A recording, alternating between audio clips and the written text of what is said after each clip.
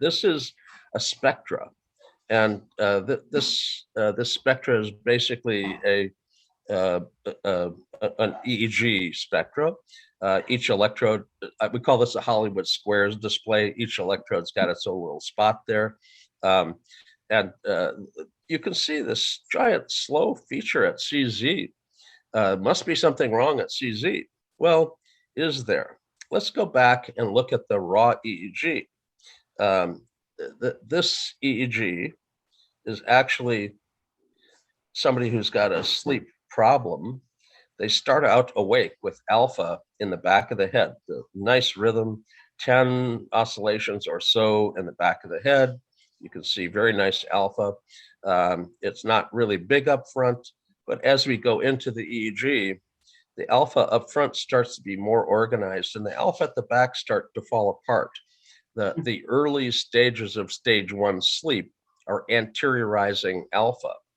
And a sleep lab doesn't really call that. They wait for an alpha dropout and theta to start to happen.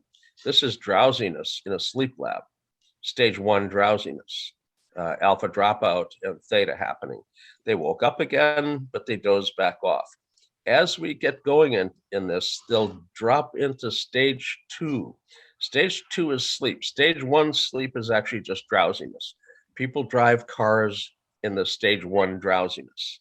I wouldn't recommend it, but it happens all the time. As we go through, this is called a vertex wave. It's not quite what a sleep lab would call a sleep yet. You can see CZ is the vertex. You can see this. In a sleep lab, they're looking for a vertex sharp wave. Now, in EEG land, our sweep speed isn't the same. This is the little tiny spot. I'm going to switch this to a sleep lab sweep speed. You can see it's a sharp wave at the vertex. So they call it a vertex sharp wave, not because the EEG sees it as a sharp wave, but because the sleep lab does. Now, as we go into the EEG, this person will fall asleep and make a substantial vertex sharp wave. And when they happen, they're really quite dramatic. You don't have to squint to see them. They reach up and touch someone. And as we go through, you're going to end up seeing a vertex sharp wave there. Vertex sharp wave woke the person up. A vertex sharp wave is a response to a stimulus, usually a sound, which is why it's at top of your head. And they're basically sounds that will wake you up a bit if you're not fully stabilized with a sleep spindle. If you have a good sleep spindle, you'll stay asleep. Now, they're starting to actually stay asleep fairly well. The alpha's gone, slow stuff is happening. And at some point here, we'll end up with a series of vertex waves. This one, the vertex activity woke them back up. But the EEG here is going to end up staying stably asleep at some point here with a series of vertex waves that don't wake them up. Now, you can see the activity here rather dramatically. Now, this is a vertex sharp wave with no re-alerting. They didn't really wake up after this. So what I'm going to do is mark where the vertex wave is, and we're going to see if we can see sleep spindles then. A sleep spindle is a stabilizing rhythm. It's the same thing as SMR, same rhythm generator, same location. It's just that it's during sleep. And it's a stabilizing rhythm during the day as SMR. At night, it's a stabilizing of SMR. I'm going to switch the display to show SMR. There's the sleep spindle at this time of that vertex wave. A gigantic burst of sleep spindles. You can see as CZ. This is what's keeping the person from waking up. This is a stabilizing rhythm. A vertex sharp wave with a spindle is a K complex. K stands for knock, a sound. Now, you might think to yourself, well, what the heck is a sound doing up at CZ? I mean, aren't your auditory cortex, the cortices in the temporal parietal junction area? Yeah, they are. This is the midline of the brain. Here's the frontal lobe dipping into the temporal area. And deep in the temporal, this is the location of the auditory cortex bilaterally, but it's oriented to vertically project off that cortex. It doesn't project out to the surface, it projects up to the top of the head.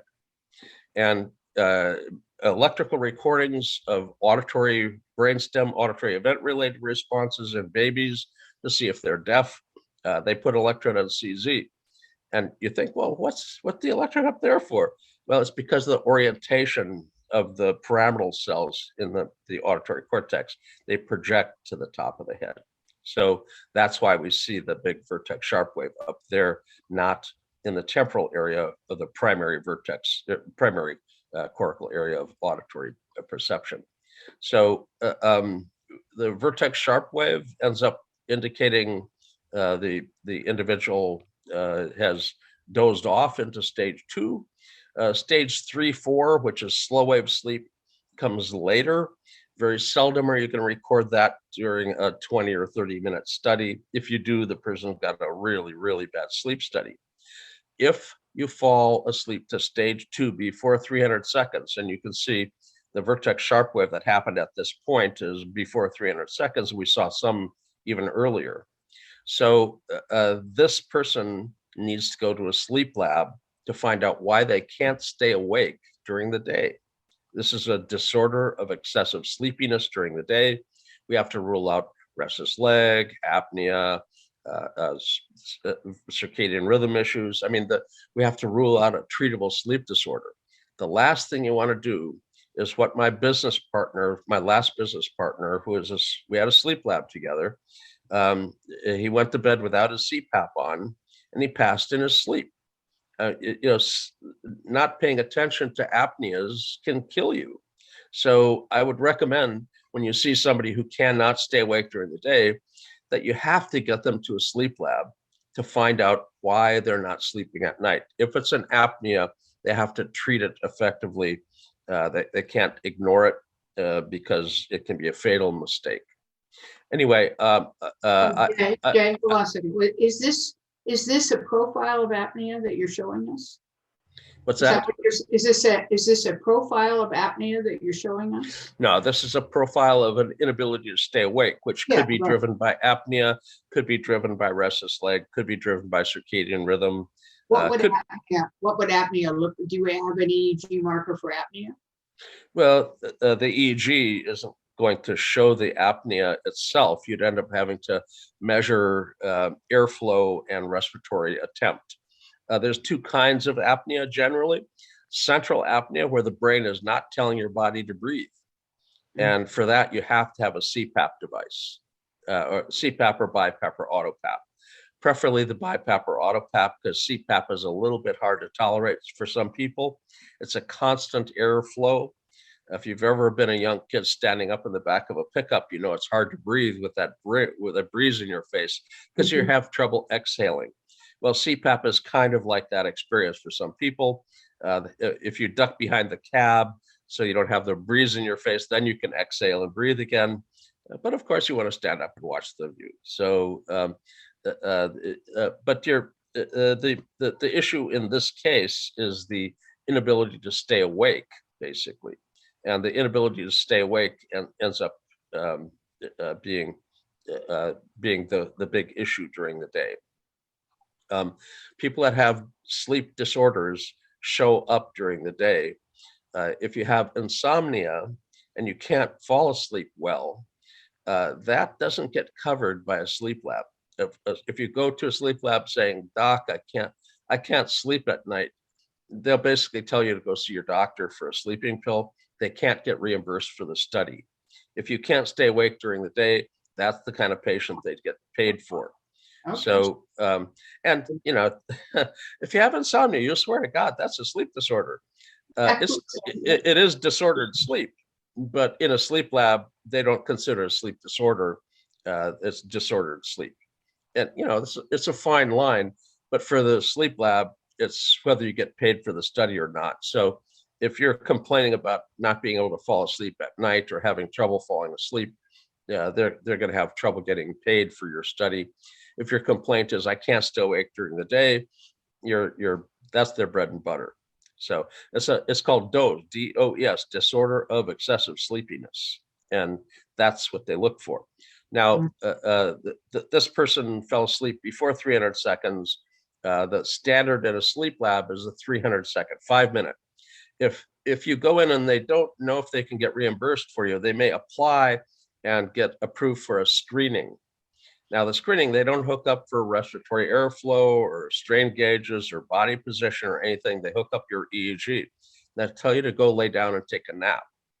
Well, if you have insomnia, you say, I can't sleep in a sleep lab, you know. But if you have a sleep disorder and somebody points to a spot to lay down and sleep, you go fall over and you're asleep. If you fall asleep and they give you 5 attempts at a nap in the afternoon, and if you fall asleep on the average faster than 5 minutes, you've qualified for a sleep study. The insurance company can't deny you the coverage at that point. So they get reimbursed. Wow, okay. Anyway, the Vertex Sharp Wave is the big deal in this case. And the Vertex Sharp Wave is this, and it pops up during stage 2. Stage 3, 4 is slow wave sleep. That's where your growth hormone is released. This is asleep enough so that you're going to progress through to slow wave sleep. If the Vertex Sharp Waves wake you up, you're not going to get the progression. And they'll draw what's called sleep architecture, stage awake, stage 1, stage 2, stage 3, stage REM. It looks kind of like a skyline. Awake, stage 1, stage 2, stage 3, REM, back to awake a bit, back to deeper. If you put some windows in here, they kind of look like a skyline. This is called sleep architecture, and it's a hypnogram. If you get the hypnogram from the sleep study instead of just the report, you can see all the detail of sleep stages, and underneath this, they're going to have little marks when there was movement that might have woke you back up. Whether there's respiratory problems, you quit breathing during slow wave sleep, or you quit breathing during stage 2. Quite often, the respiratory problem happens in stage 2 because you relax in stage 2. That collapses the airway, and you have apnea, obstructive apnea in stage 2. REM is a stage that occasionally has sleep paralysis and difficulties with sleep during REM can happen as well.